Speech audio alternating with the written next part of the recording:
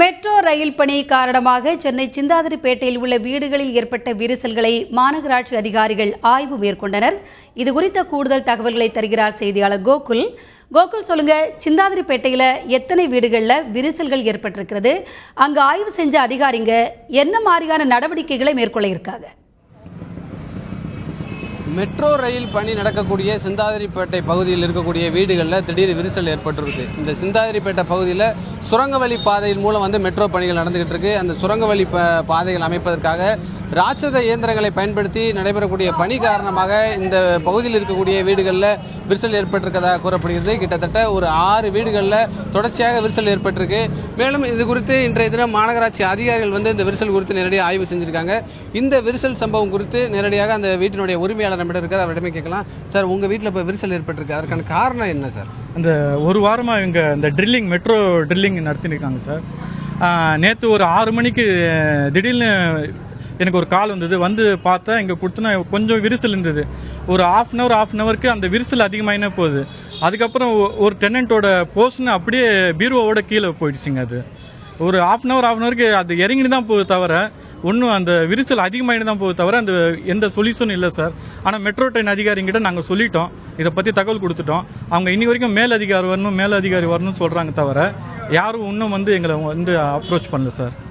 சிந்தாதிரிப்பேட்டையில் எத்தனை வீடுகள் இது மாதிரி விரிசல் ஏற்பட்டிருக்கு? மெட்ரோ ரயில் அதிகாரிகள் நேற்றைய தினம் உங்கள்கிட்ட என்ன மாதிரி உறுதிமொழி அளிச்சிருக்காங்க சார்? நேற்று மெட்ரோ ட்ரெயின் நாங்கள் பார்த்துக்குறோம்னு சொல்லிட்டு அவங்க எங்கள் வீட்டு பூட்டு போட்டு அவங்க சீல் போட்டு போயிருக்கிறாங்க. அவங்க நாங்கள் எல்லாமே சரி பண்ணி தரோம்னு சொன்னாங்க. ஆனால் இது வரைக்கும் யாரும் வரல. குடுத்தனக்காரங்க எல்லாமே வெளியில் தங்கியிருக்கிறாங்க ஹோட்டலில்.